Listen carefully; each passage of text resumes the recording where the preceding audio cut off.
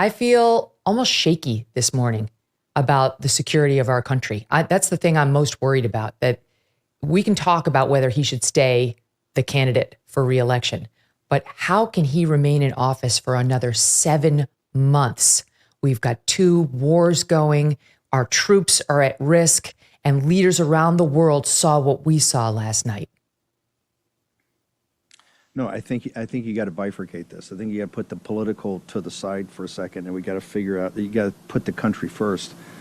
And I think you have I think you have a national security crisis immediately, because you can imagine what the gangsters in Moscow, Tehran, and Beijing were thinking, and you can imagine what our allies or friends in Taipei, Jerusalem, and Kiev were thinking. This is a national security crisis, and part of that is exactly what goes on every day in the White House. Who's making decisions? Who knew about this? And the media concurrence on the cover-up. And it's leading quickly, and I think very quickly, in the next 48 to 72 hours, to a constitutional crisis.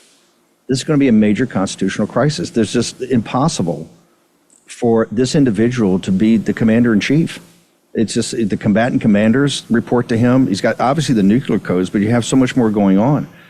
And look, I think the one in biggest jeopardy right now could be our allies in Taipei and Taiwan. I imagine the CCP that has done everything they can to kind of push us around the Straits of Taiwan and the South China Sea about those advanced chip plants are thinking, hey, why aren't we going now? So this, I think it encapsulates what the issues we have in this country. But last night, and I got to, give it to Donald Trump, because I was adamantly opposed to this debate. I think he did this for the nation. He agreed to do it their time, their rules, all of it. And obviously it was to show this guy about what he really is. So this is the whole political track, to me, and that's going to be a whole firestorm itself. But that's off to the side. Right now, I haven't heard one Democrat, I haven't heard Pelosi or anybody behind the scenes are saying, but I haven't heard one person put the country first and say, well, hang on for a second. We have the beginning of the Third World War, the kinetic part, happening on the rims of the Eurasian landmass, from Ukraine to Israel, to the Red Sea, to the South China Sea, and the Straits of Taiwan.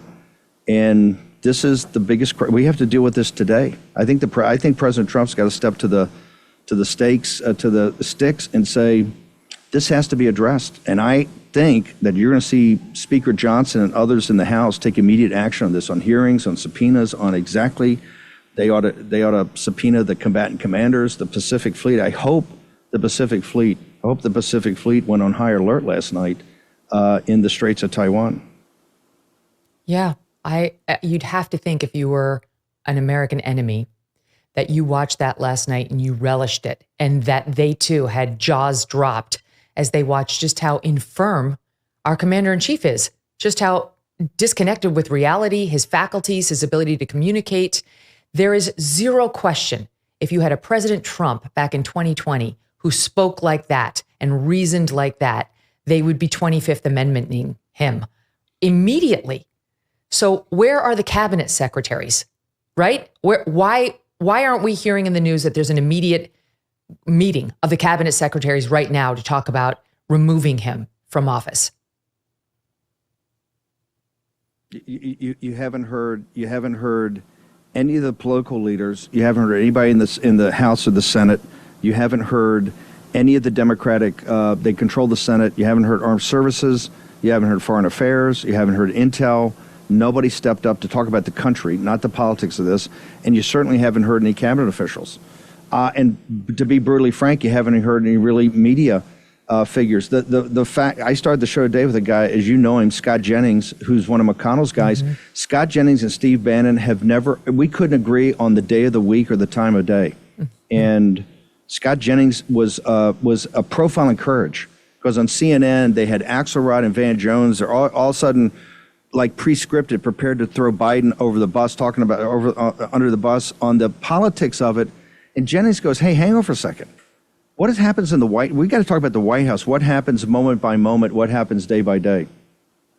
That's right. And to your point, the people who have enabled this and covered up for him are target number one in asking for answers of how did this happen? Who knew? That's how you put it. That's exactly right. Who knew? But in the meantime, we have to deal with a presidential contest in which right now this White House is saying he's not going to step aside, right? That he's not going. And maybe that's true, Steve, because it's very rare for a man to step down from power voluntarily. And Joe Biden has already been pushed for months now. We know from some corners. I mean, James Carville tweeted out last night, I tried, and wouldn't do it. So if he stays, is there any way for the Democrat apparatus to get rid of him at this point? There's a National Review has an article up pointing out he's already got 99% of the Democratic Party's nominating delegates. So would there be a way of forcing him out? They always talked about, do you have a convening authority? Got to remember, let's step back. This party is a party that shredded the Constitution. Look, you're a lawyer and you know the Constitution. You started covering the Supreme Court. We're living in a post-constitutional America because they've shredded the Constitution. They shredded the 2020 election. These people will do anything to hold on to power. So I agree with you. Technically, it looks like that could be tough, and particularly with Kamala Harris. But you have a group here that understands that right now, if you go with Biden, he's going to lose by 10 or 15 points. We could pick up 56 or 57 Senate seats and pick up, last night in the Hill, they have Democratic operators talking, we could lose 20 House seats.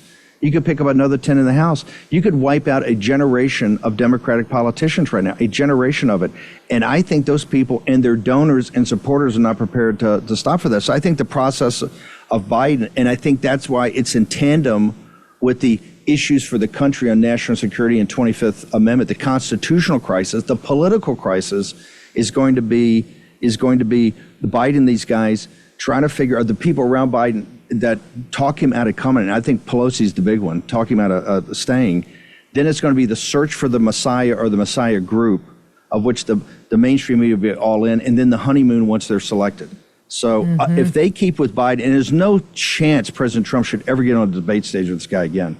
No chance. No. He gave him a shot it's one and, done. And not to do it. And it's one and done. And right now it's a 10 or 15 point loss.